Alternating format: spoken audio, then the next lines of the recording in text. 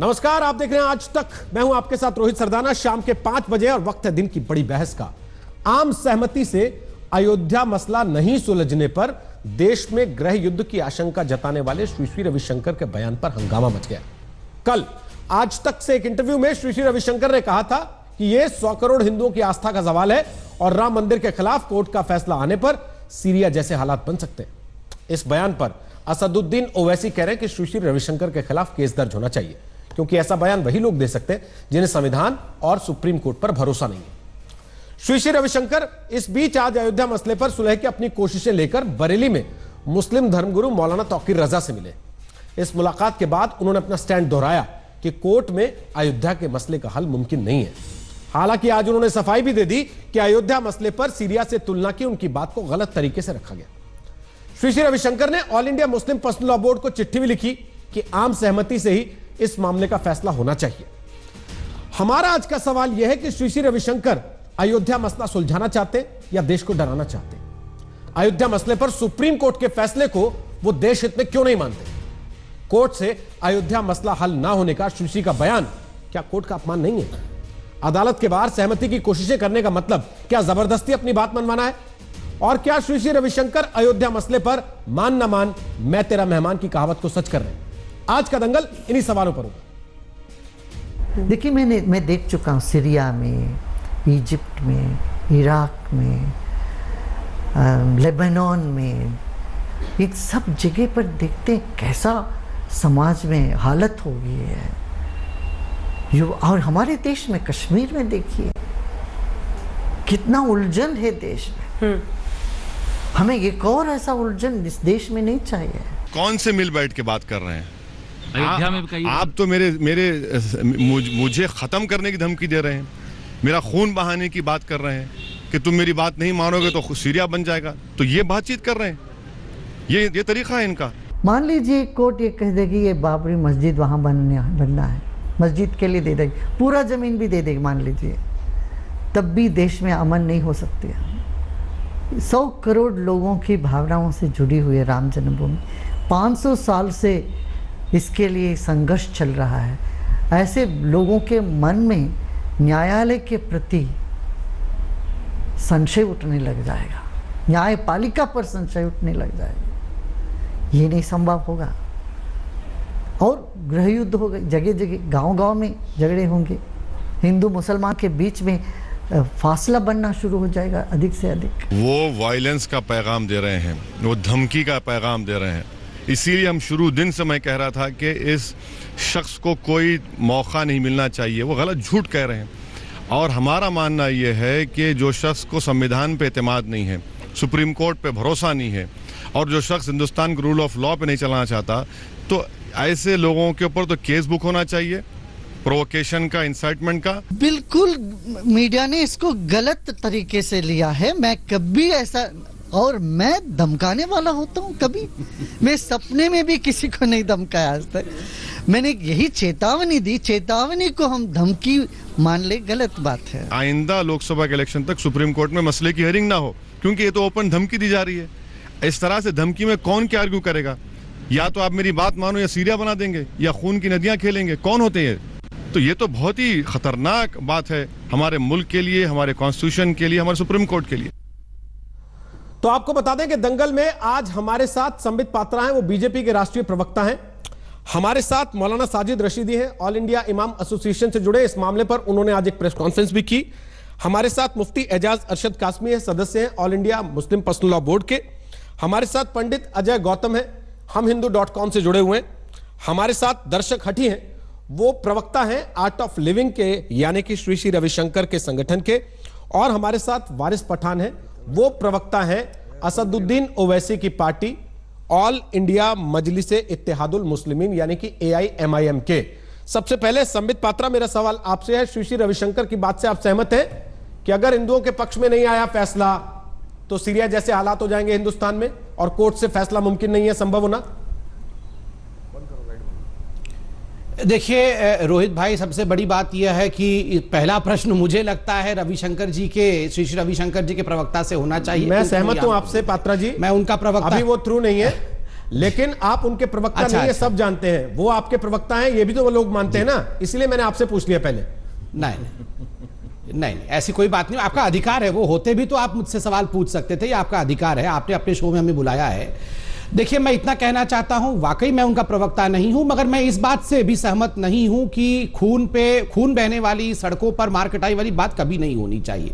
मगर खुद श्री श्री रविशंकर जी ने इसका खुलासा किया है कि उन्होंने इस प्रकार की बात नहीं कही है, जिस प्रकार की बातों को बढ़ाने की कुछ लोग कोशिश कर रहे हैं। देखिए, मैं ओवैसी साहब को यहां सुन रहा था, ओवैसी साहब कह रहे थे इस प्रकार की बातों के लिए जेल में डाल देना चाहिए, क्योंकि सुप्रीम कोर्ट के ऊपर संशय जाहिर किया गया। याद करिए, ओवैसी जी तो वही व्यक्ति है जो मैं आपके साथ ही खुद एक बार डिबेट कर रहा था, रोहित जी। ट्रिपल तलाक के समय ओवैसी जी जाके हैदराबाद में कह रहे थे, ये सुप्रीम कोर्ट कौन है ये निर्णय लेने वाला कि मुसलमान शादी कैसे करेगा, मुसलमान तलाक कैसे देगा? सुप्रीम कोर्ट बोलेगी तो हम मानेंगे क्या? और फिर उन्होंने बाद में कहा 14% मुसलमान अगर इकट्ठा हो जाए राजपूतों की तरह, तो किस प्रकार पूरे देश में ट्रिपल तलाक में जो सुप्रीम कोर्ट ने कहा है उसको हम पलट के रख देंगे। ये वही व्यक्ति है जो 15 मिनट, इनके परिवार ने कहा था 15 मिनट पुलिस हटा देंगे तो क्या होगा।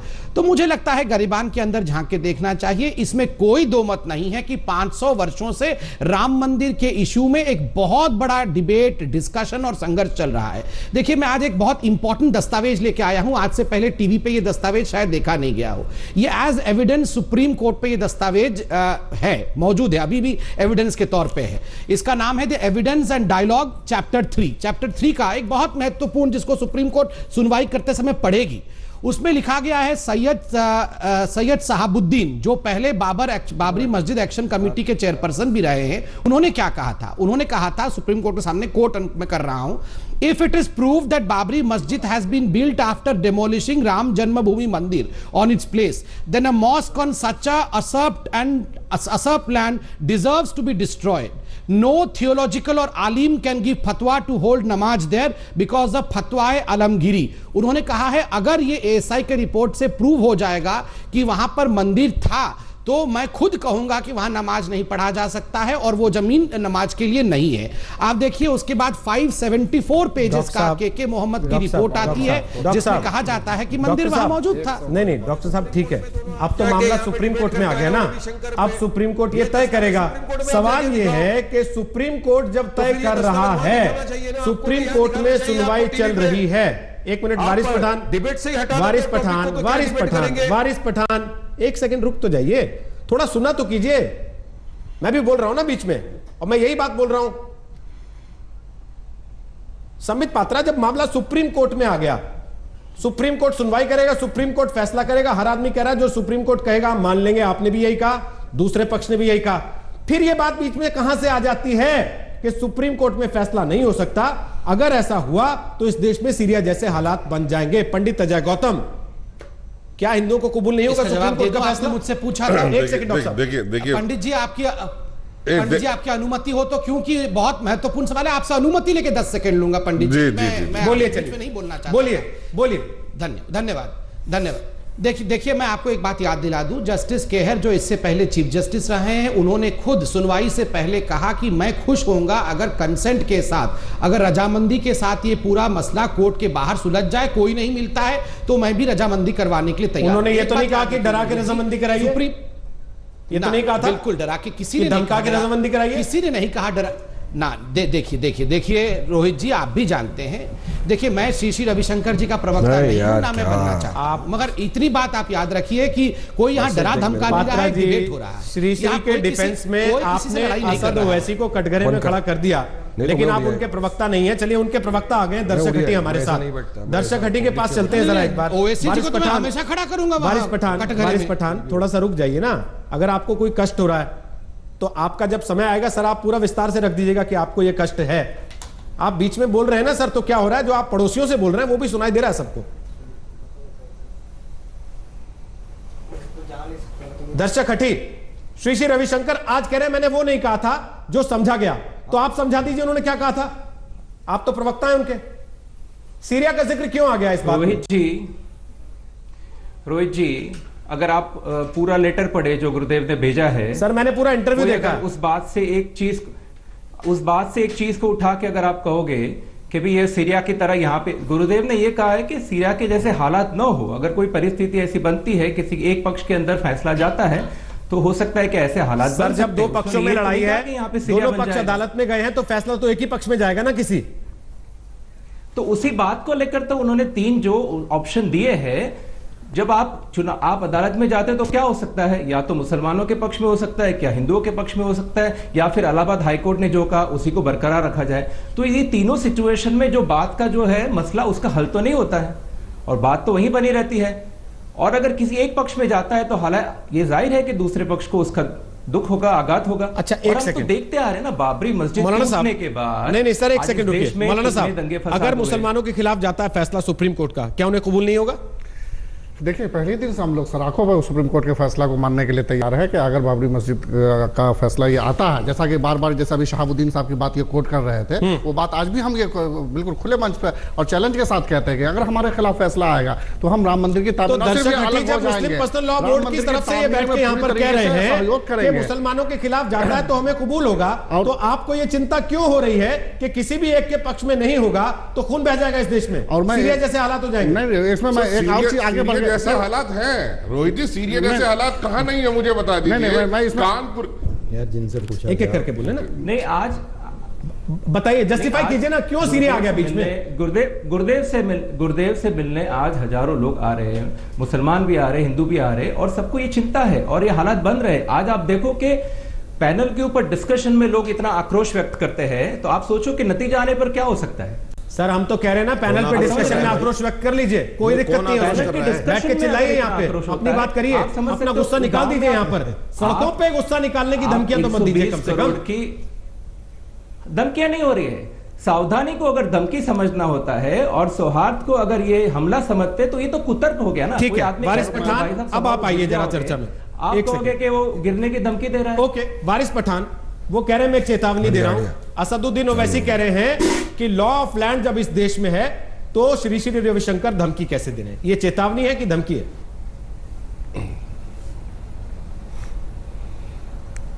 देखिए, तो सीधा सीधा धमकी है, तो वायलेंस बढ़ाने की बात कर रहे हैं कि यदि अगर सुप्रीम कोर्ट ने ये जजमेंट हिंदुओं के अगेंस्ट दे दिया तो यहाँ पे ब्लड शेड हो जाएगा, ये उन्होंने कहा है।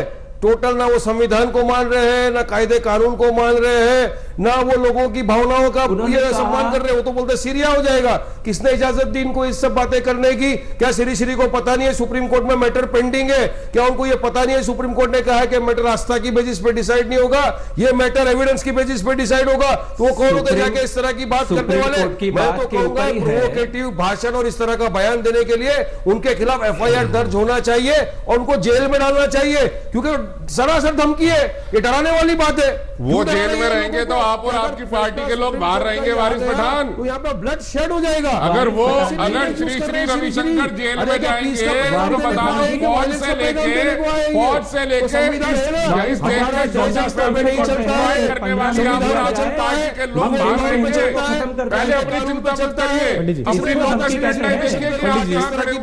पंडित जी हमारे देश में सामुदायिक तनाव पैदा करने की बात कर रहे हैं। एक सेकंड, श्री रविशंकर के खिलाफ केस होना चाहिए। हाँ ठीक है, तो दर्ज कराइए ना, टीवी पे भाषण क्यों दे रहे हैं बैठ के? जाइए थाने, क्यों नहीं केस दर्ज कराते? वकील है ना आप, तो आप करा दीजिए केस दर्ज। आपकी पार्टी के चीफ भी वकील है, कराइए केस दर्ज।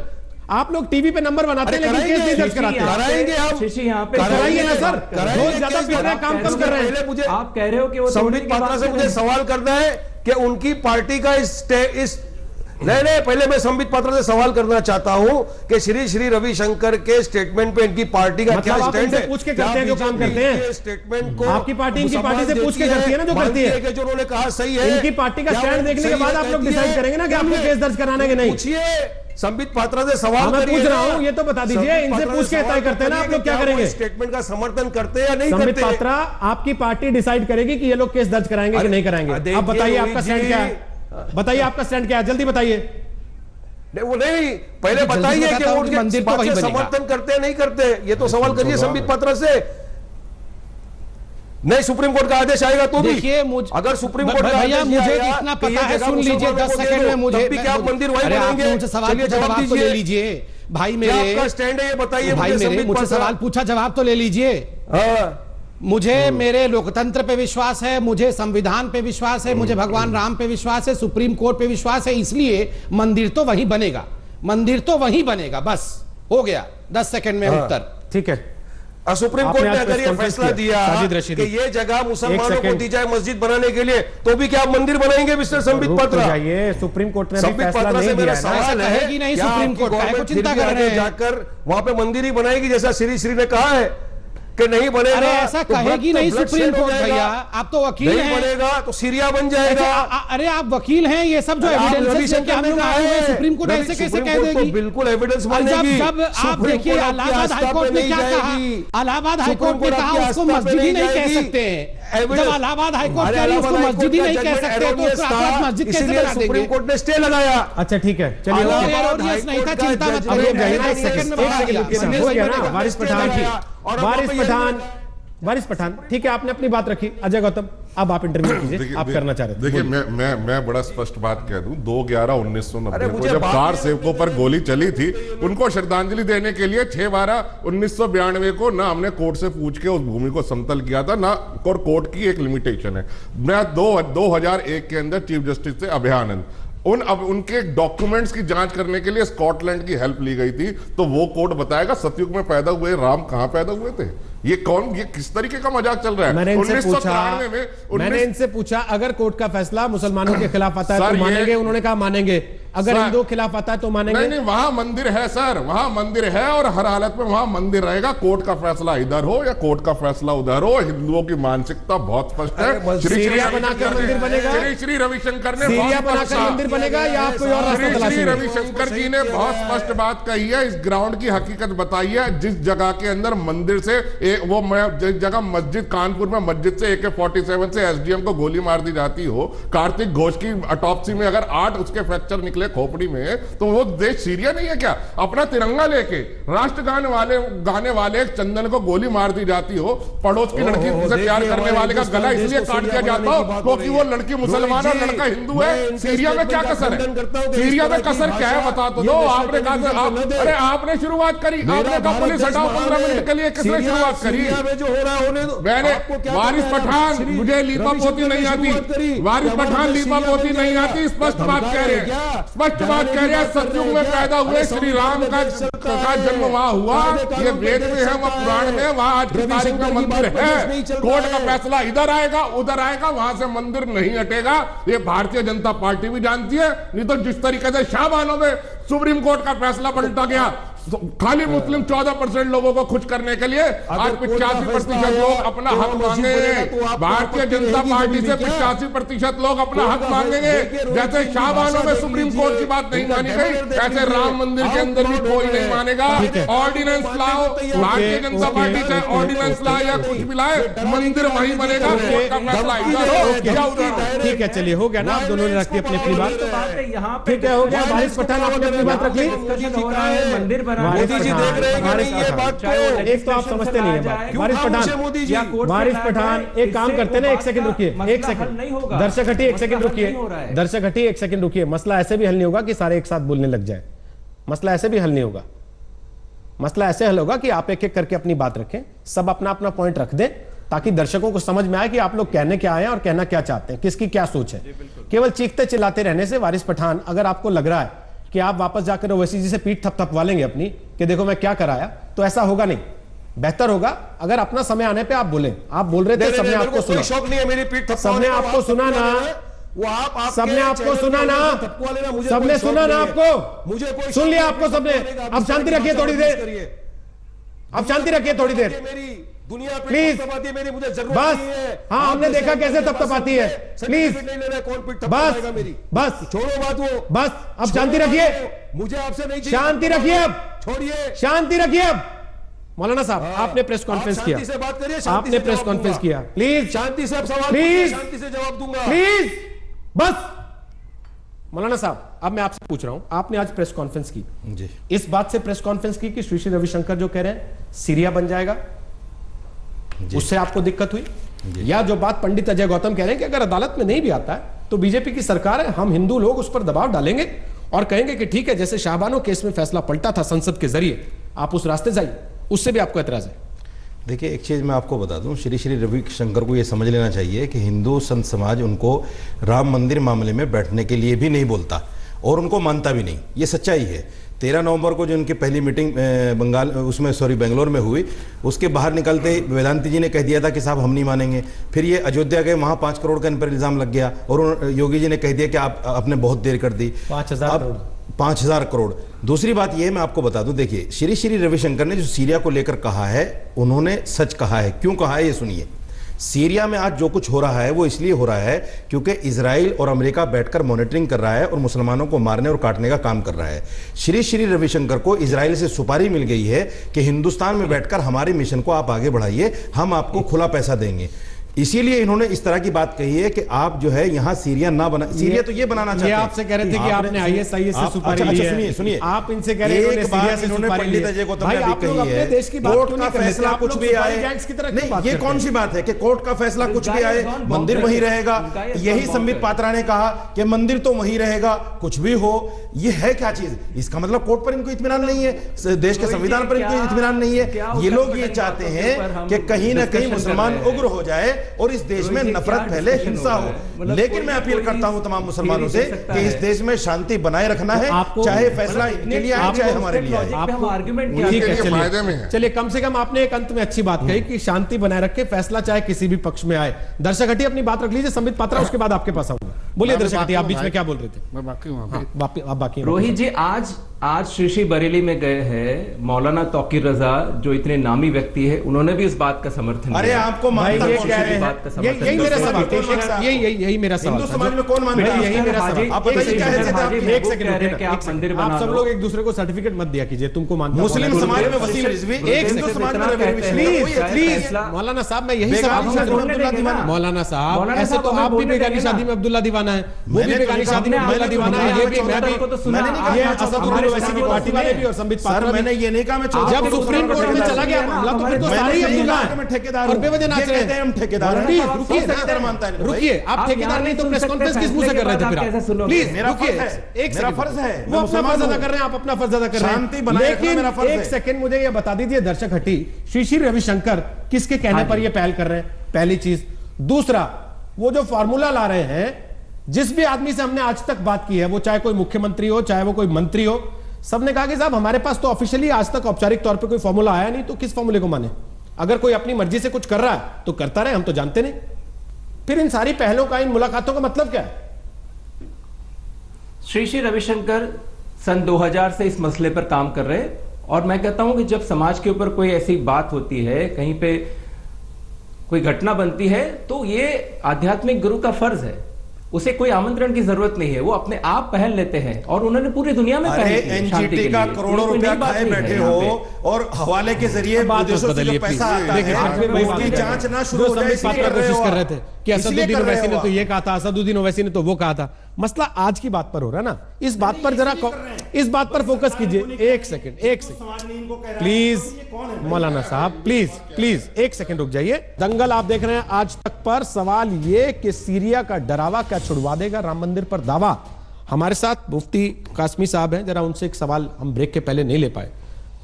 एजाज कासमी साहब, मैं ये पूछ रहा हूं, श्री श्री रविशंकर डरा रहे हैं या डर रहे हैं कि कहीं फैसला हमारे पक्ष में आ गया तो दूसरा पक्ष सड़कों पर तो नहीं आ जाएगा? देखिए, किस पस मंजर में उन्होंने क्यों कहा ये तो मैं ज़्यादा कुछ नहीं बता सकता, लेकिन मैं इतनी जमानत ज़रूर लेता हूँ या इतनी गारंटी ज़रूर आपको देता हूँ कि अगर मुसलमानों के हक़ में फ़ैसला आया और अगर खुदा ना खास्ता कभी ऐसी नौबत आई कि एक आदमी के भी खून बहने की नौबत आई, तो हम वहाँ पर मस्जिद की तामीर पसंद नहीं करेंगे। हम चाहेंगे कि मस्जिद की तामीर अमन सलामती के साथ, सुकून के साथ हो और हमारी जो देश की शांति है वो बहाल रहे। अगर एक आदमी के भी खून बहने की नौबत आई, अगर हमारे हक़ में फ़ैसला आया, तो हम वहाँ पर कहेंगे कि नहीं, मस्जिद की तामीर नहीं होगी किसी का खून बहा करके। देश को सीरिया बनाने की बात तो बहुत दूर की है, ऐसा तो हम लोग सोच भी नहीं सकते। और देश को की एकता और अखंडता को बहाल करने के लिए हम किसी भी तौर की कुर्बानी दे सकते हैं। तो ये तो बहुत ही अजीब और गरीब बात है। क्या किस पस मंजर में उन्होंने कहा वो वही जवाब देंगे। एक बात जो मैं बहुत जवाब देना चाह रहा गंभीरता से इन्होंने बड़ी अच्छी एक बात कही। मैं पहले इस बात पे थोड़ा आपका सा एक कमेंट देना चाहता हूं। मैं अजय इसी में बाबू। 10 सेकंड सिर्फ प्लीज 10 सेकंड लेना चाहूंगा। वो शुरुआत उन्होंने जो की थी संबित पात्रा जी ने, एक बहुत बड़ा ऐसा लग रहा था कि कोई इंकिशाफ करने जा रहे हो कि शहाबुद्दीन ने ये बात कही और ये आज भी लिखा हुआ। 100 बार शहाबुद्दीन साहब की इस बात को वो खुद कोट कर चुके हैं, मैं जवाब दे चुका हूं कि शहाबुद्दीन साहब ने जो बात उस जमाने में कही थी उसी बात पर आज भी हम कायम है। हमारा आज भी स्टैंड है कि अगर हमारे खिलाफ वो फैसला जाता है और ये कहा जाता है कि वो मस्जिद की जगह नहीं है, मंदिर बनाने में हम सहयोग करेंगे, हम चाहेंगे कि आप मंदिर अगर मौलाना कासमी इतनी साफगोई से ये बात कह रहे हैं दर्शक हटी कि भाई ऐसी स्थिति हो गई तो कुछ चीज आगे नहीं बढ़ेगी, हम पैर पीछे खींच लेंगे, तो फिर श्री श्री रविशंकर को डराने की या डरने की भी क्या जरूरत है? इनसे नहीं मिले क्या एक बार भी वो? रोहित जी, ना श्री श्री रविशंकर डर रहे ना डरा रहे, वो सावचेती बरतने की बात कर रहे हैं, सावधानी बरतने की बात कर रहे हैं। और सावधानी आदमी कब बरतता है सर? डर लगता है उसको तभी बरतता है ना। आप सहयोग करना चाह रहे हैं, यही तो गुरुदेव कह रहे हैं कि मुसलमान अगर अपना हक छोड़ देते हैं, मंदिर बनाने में समर्थन देते हैं, ये एक मिसाल बनेगी। यही तो बात गुरुदेव कह रहे हैं। और उसके नहीं, अगर हिंदू मंदिर छोड़ दे तो मिसाल नहीं बनेगी। अगर हिंदू मंदिर छोड़ दे तो मिसाल नहीं बनेगी। आप तो सड़क पे भी नमाज पढ़ते हो, सड़कें छोड़ दे, आप सड़कों में नमाज पढ़ते हो, ये कौन सी बात हर है? फ्राइडे के फ्राइडे सड़कों में नमाज पढ़ते हो, रेलवे स्टेशन पे नमाज पढ़ते हो, एयरपोर्ट में नमाज पढ़ते हो, सारी चीज छोड़ते हैं। क्या करे हो? क्या चाहते हो इस देश को बनाना? क्या चाहते हो इस देश को बनाना? अरे बात किस चिड़िया सूल की बात है? हमारे आराध्य 100 करोड़ लोगों के आराध्य राम पैदा हुए थे, तुम्हारा कौन पैदा हुआ था बताओ? हमारे तो 100 करोड़ लोगों के आराध्य श्री राम का जन्मस्थली है, तुम्हारी किसकी जन्मस्थली है? कौन सी आस्था तुम्हारी जुड़ी हुई है? पंडित एक सेकंड, नहीं मौलाना साहब गलत तरीका, तुम्हारी बात कौन करेगा? गलत बात है, गलत हल्के बात है। ये कहना प्लीज प्लीज आप लोग निजी हमले नहीं करें एक दूसरे पर, निजी हमले नहीं करें एक दूसरे पर प्लीज। अच्छा नहीं लगता। एक सेकंड पंडित जी, मौलाना साहब, अगर आप लोगों को एक दूसरे पर निजी हमले करने हैं या वाकई दंगल करना है पहलवानी वाला, ये तो निजी हमला हो रहा है। बाहर जाके दोनों कर सकते हैं। आप दोनों जोर आजमाइश कर लेंगे बीच में घुसे, मैं प्लीज। एक एक बात सेकंड, कर नहीं रहा हूं, नहीं एक सेकंड रुकिए, एक सेकंड रुकिए, एक सेकंड रुकिए, एक सेकंड रुकिए। ये कहना कि ये हल्के आदमी है, आप ISIS के एजेंट हैं, ये गलत है। एक सेकंड, सारी चैनल उसको टीआरपी बना रही है। दर्शक हटी प्लीज। टीआरपी में फिर आपसे पूछ दूंगा टीआरपी की फुल फॉर्म क्या है, तो आप फंस जाएंगे, क्योंकि हर आदमी आके टीआरपी बताने लगता है। फिर आप इंटरव्यू क्यों देते हैं अगर आप चाहते नहीं कि लोग देखें उसको? तो ये क्या मतलब हुआ कि टीआरपी बना रहे हैं सब लोग? हमारा पक्ष रखने के लिए अगर कोई आप अपना पक्ष रख रहे हैं तो हम दिखाएंगे उसको, और हम दिखाएंगे। अगर उसमें सवाल होगा तो पूछेंगे भी आपसे। हम ये कह रहे हैं अगर आपकी बात से हमें लगेगा कि आप लोगों को धमका रहे हैं तो हम पूछेंगे आपसे। कह रहे हो कि कोर्ट ने दे दिया, हम आपसे पूछेंगे कि अगर देश में ये मामला अदालत में है तो आप ये बात किस आधार पर कह रहे हैं कि अदालत ने फैसला किया तो इस देश में खून बहेगा, ये सीरिया हो जाएगा देश? किस आधार पर कह रहे हैं? अदालत के फैसले ऊपर जलीकट्टू में क्या हो गया आप देखिए। अदालत ने कहा कि पटाखे नहीं फोड़ने। एक सेकंड रुकिए ना, एक सेकंड सुन लीजिए उनको। तो ये हमारे सामने मिसाल है ना, हमारे सामने ये मिसाल है, इसलिए हम कह रहे हैं। तो मतलब आपको कोई एक सेकंड ना, आपको इसका सुप्रीम कोर्ट, आपको इसका मतलब ये लगता है इस देश में लॉ एंड ऑर्डर जैसी कोई चीज एग्जिस्ट नहीं करती, ये बनाना रिपब्लिक है। कह रहा है कि ये लैंड का इशू है, ये लैंड का इशू है। सुप्रीम कोर्ट कह रही है लैंड का इशू है, और मंदिर मस्जिद तो बात की बात आती है। ओके, और हाजी खुद कह रहे हैं कि आप मंदिर बना सकते हैं। मौलाना साहब एक सवाल पूछ रहे हैं आपसे, फिर संबित पात्रा और वारिस पठान के पास जा रहा हूं।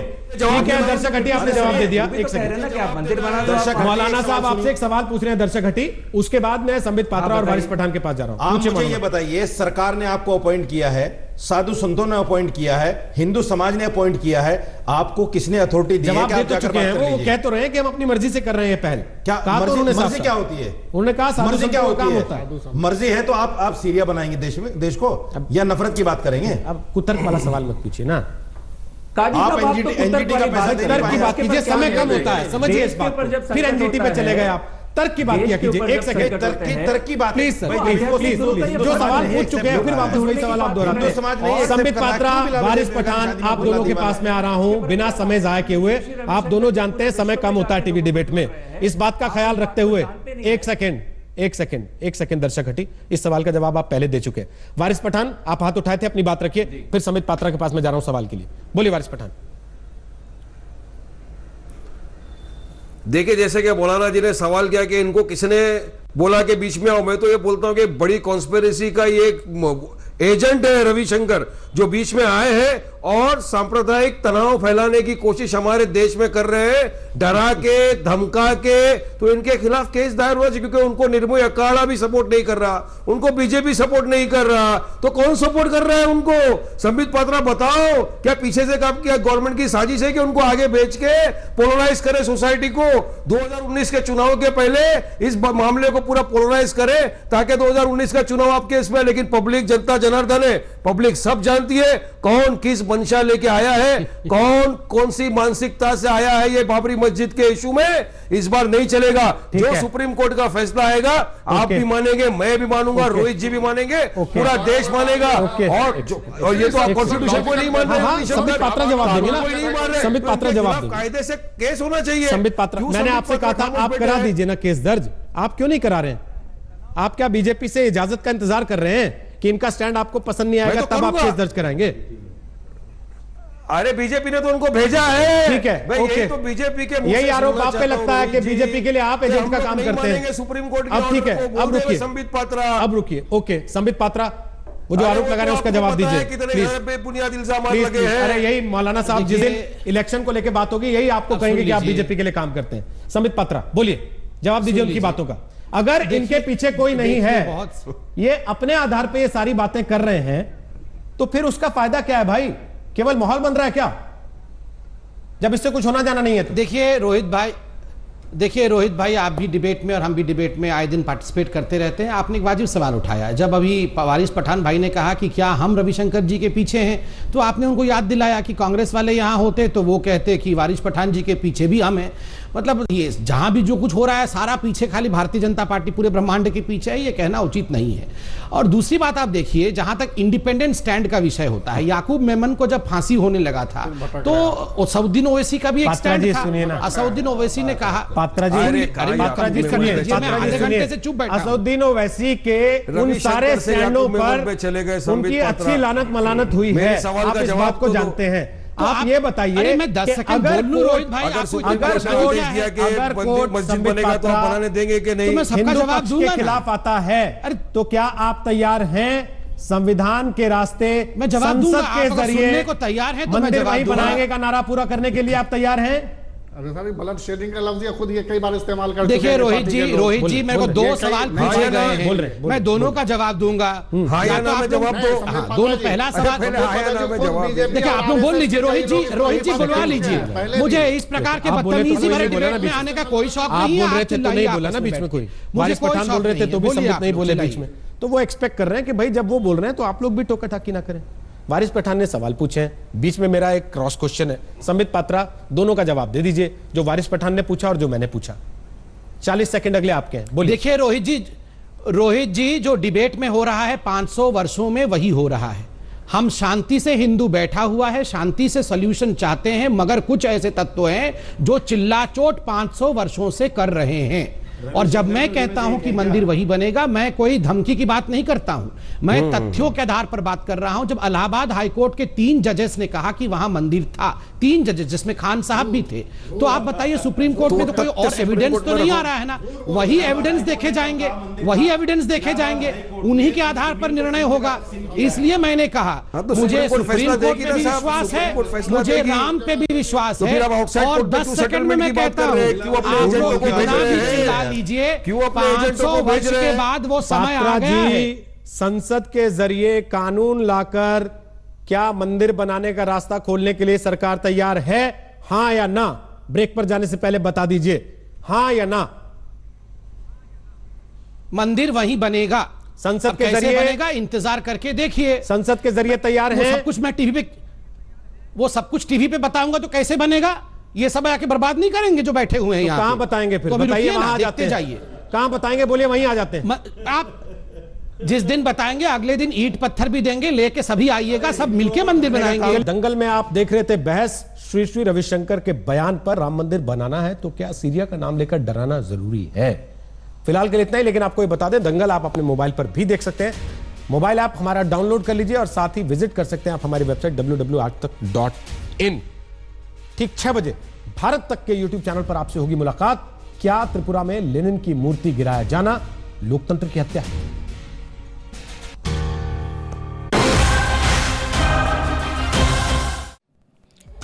लेटेस्ट खबरों के लिए यूं ही देखते रहिए आज तक और इस वीडियो के पसंद आने पर लाइक, शेयर एंड सब्सक्राइब करना ना भूलें।